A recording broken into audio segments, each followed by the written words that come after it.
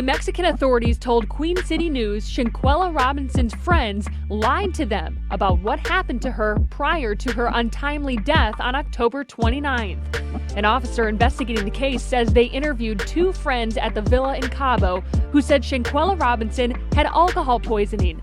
The same story her family says they told them. They said she wasn't feeling well. She had alcohol poison. They couldn't get a pulse. It wasn't until her autopsy came back that Mexican police discovered she had a severe spinal cord injury and atlas luxation, which is instability in the uppermost vertebrae. They also didn't see this video showing Robinson get violently assaulted until Wednesday. For that reason, their investigation is still open and they're looking into her death. There's a huge financial incentive to keep Cabo open and to keep people feeling safe. So to the extent they can find, prosecute, incarcerate the people that did this, in my opinion, they're going to try to do it. Kurt Kearns is an international attorney with experience litigating international crimes and investigations.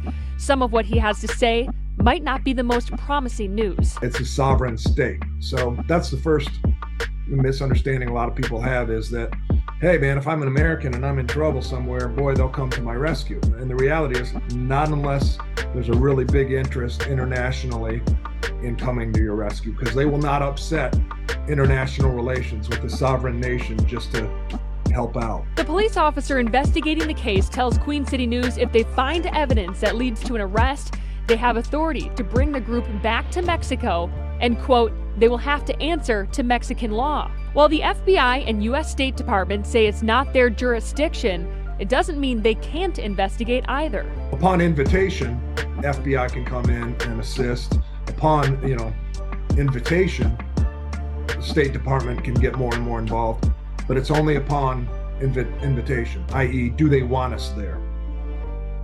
That was Morgan Francis reporting. Police again are urging anyone with information to contact the local FBI office, and they will relay that information on to Mexican authorities. She was a very humble spirit, very sweet girl. Shanquelia Robinson's coffin brought into the church by a horse-drawn carriage. Her celebration of life services bringing out hundreds of people. Loved ones wore pink in her honor. Danny Griffin, a family friend, says she'll always be remembered as a kind soul and daddy's little girl. Still so many unanswered questions. Janae, good morning. Mexican authorities are announcing a major development in the mysterious death of 25-year-old American tourist Shanquelia Robinson. Police issued their first arrest warrant Wednesday, charging an acquaintance of Robinson's with femicide, a form of gender-based violence. At this time, local officials have not named that person, but they have identified them as a direct aggressor against the Charlotte native. We also know that they have already initiated requests to the United States for extradition. In a now viral video that is too graphic to show, one of Robinson's acquaintances is seen physically attacking her inside the room of that luxury resort in Cabo where they were vacationing last month. And this week, ABC News obtained a bombshell police report that states Robinson may have been getting medical attention in that room for 3 hours before her death. Her autopsy revealing she died of a spinal cord injury and a broken neck, contradicting her roommate's claims that she fell ill due to alcohol poisoning. As the FBI now conducts their own investigation, Robinson's family is expressing relief that their calls for accountability may finally be answered. Janae? Yeah, I know. Our ABC News broke that to her mom last night. She said it feels good. Mona, thank you for that update.